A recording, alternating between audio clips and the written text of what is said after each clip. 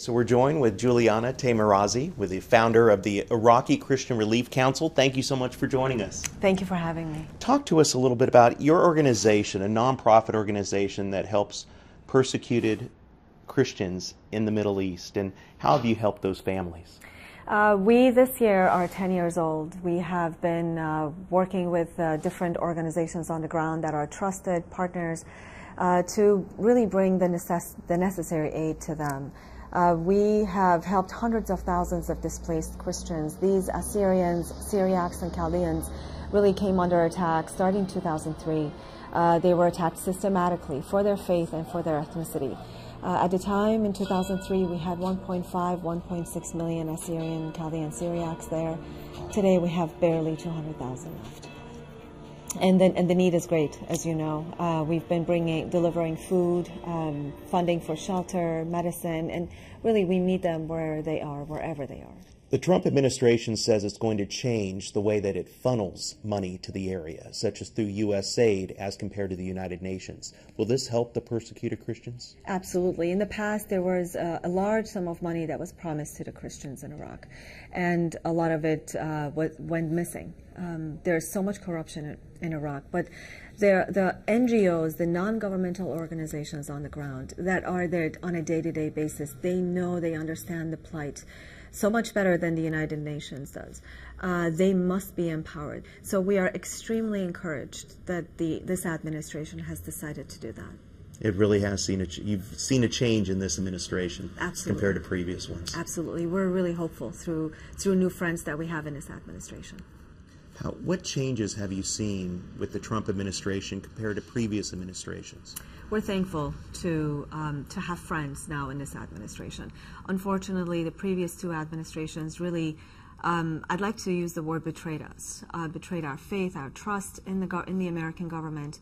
But we see our friends being placed in the right positions within this administration. We see Vice President Pence taking a trip soon to the Middle East, which is extremely crucial for us.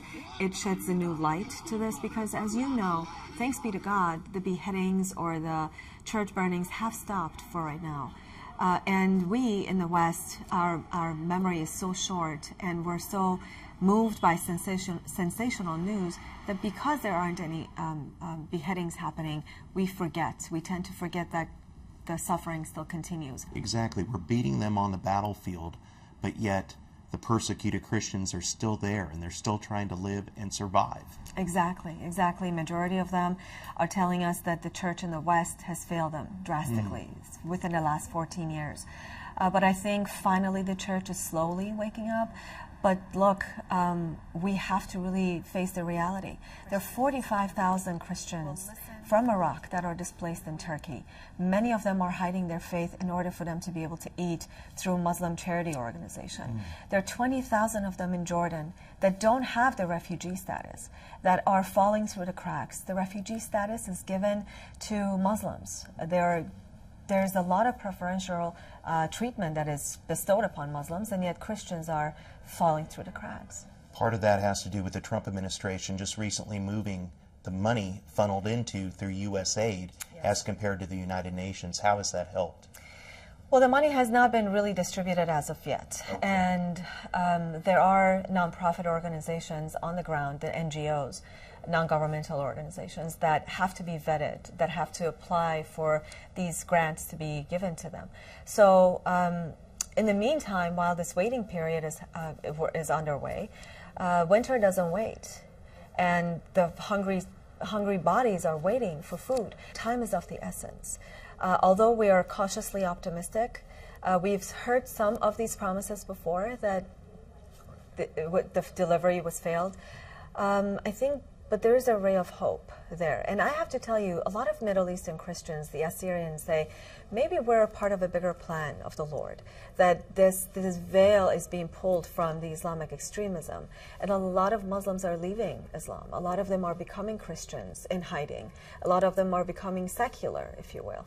So they're saying that maybe we're part of a bigger plan, that the gospel is the real answer for the peace in the Middle East. One more time, if people would like to help your organization, where could they go to?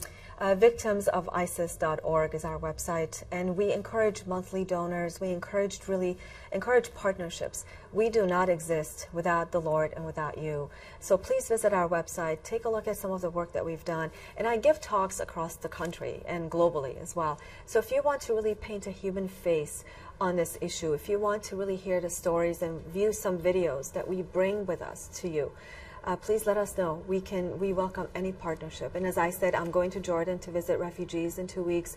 I'm going to Iraq to see some of the work that we've done again this year, or next year, early January. So I can bring in very up-to-date information to you and to your viewers. Well, you've done some wonderful work. Thank you. Thank you so much for joining us. Thank you. Merry Christmas. Merry Christmas to you. Thanks. Again, this is Eric Rosales for CBN News.